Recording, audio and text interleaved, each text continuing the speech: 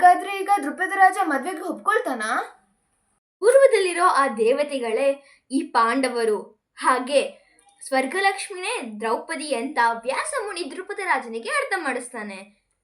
ನಂತರ ಆ ಋಷಿಕನ್ಯೆ ಸ್ಟೋರಿ ಕೂಡ ಹೇಳ್ತಾನೆ.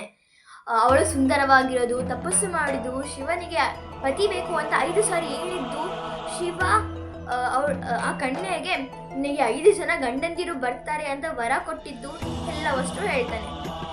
ಈಗ ಆ ಕನ್ಯೆನೇ ದ್ರೌಪದಿಯಾಗಿ ಹುಟ್ಟಿದ್ದಾಳೆ ಅಂತ ಕೂಡ ಹೇಳ್ತಾಳೆ.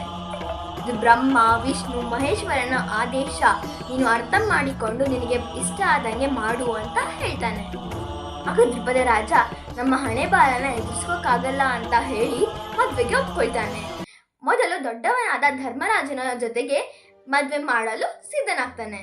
ನಂತರ ದ್ರುಪದ ರಾಜ ಮದುಮಕ್ಕಳಿಗೆ ಬೇಕಾದಂಥ ಸಾಮಾನುಗಳನ್ನೆಲ್ಲ ತರಿಸಿ ದ್ರೌಪದಿನ ರತ್ನಮಾಲೆಗಳಿಂದ ಅಲಂಕಾರ ಮಾಡಿಸಿ, ಇಡೀ ರಾಜಿನ ಹೂಗಳಿಂದ ಅಲಂಕಾರ ಮಾಡಿಸಿ, ತನ್ನ ಸ್ನೇಹಿತರನ್ನ ಹಾಗೆ ಬಂಧುಗಳನ್ನ ಕರೆದು ಆ ಮದ್ವೆನ ಒಂದು ದೊಡ್ಡ ಹಬ್ಬದ ಥರ ಮಾಡ್ತಾನೆ. ವೈಭವದಿಂದ ಧರ್ಮರಾಜ ದ್ರೌಪದಿಗೆ ಮಾಂಗಲ್ಯ ಧಾರಣೆ ಮಾಡ್ತಾನೆ. ಹೀಗೆ ಉಳಿದ ಪಾಂಡವರು ಕೂಡ ಒಂದೊಂದು ದಿನ ಒಬ್ಬೊಬ್ಬರು ದ್ರೌಪದಿ ಜೊತೆ ಸಪ್ತಪದಿ ತುಳಿತಾರೆ.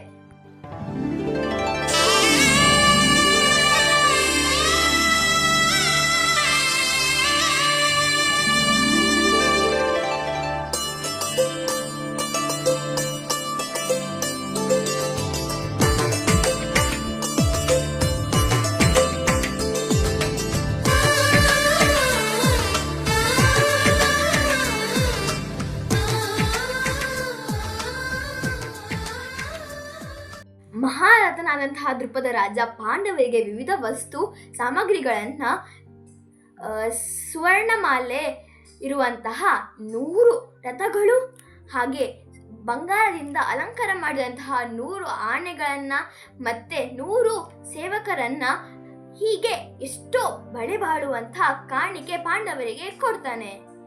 ಮದುವೆ ನಂತರ ಪಾಂಡವರು, ಕುಂತಿ ಹಾಗೂ ದ್ರೌಪದಿ ಪಾಂಚಾಲ ರಾಜ್ಯದಲ್ಲೇ ಇರ್ತಾರೆ. ಕುಂತಿದೇವಿ ಕೂಡ ತನ್ನ ಮನಸಾರೆ ದ್ರೌಪದಿನ ಆಶೀರ್ವಾದಿಸ್ತಾಳೆ. ಹಾಗೆ ಶ್ರೀ ಕೃಷ್ಣ ಕೂಡ ಪಾಂಡವರಿಗೆ ತುಂಬಾ ಕಾಣಿಕೆಗಳನ್ನ ಕೊಡ್ತಾನೆ. ಇನ್ನೇನು, ಬ್ರಹ್ಮ ಮತ್ತು ಶಿವನ ಪ್ಲಾನ್ ಪ್ರಕಾರ ದ್ರೌಪದಿಗೆ ಮತ್ತು ಪಾಂಡವರಿಗೆ ಮದ್ವೆ ಆಯ್ತು. ಈಗ ಅವ್ರು ಫುಲ್ ಖುಷಿ ಅಲ್ವಾ? ಈಗಲೇ ಖುಷಿ ಪಡ್ಬೇಡ. ಈಗ ದುರ್ಯೋಧನಿಗೆ ಗೊತ್ತಾಗುತ್ತೆ ಪಾಂಡವರು ಇನ್ನೂ ಬದುಕಿದಾರಂತ. ಸ್ವಯಂವರದಲ್ಲಿ ಬ್ರಾಹ್ಮಣರ ವೇಷದಲ್ಲಿ ಬಂದು ಎಲ್ಲ ರಾಜರನ್ನೆಲ್ಲ ಸೋಲಿಸಿ ದ್ರೌಪದಿನ ಗೆದ್ದಿದ್ದು ಅವರೇ ಅಂತ.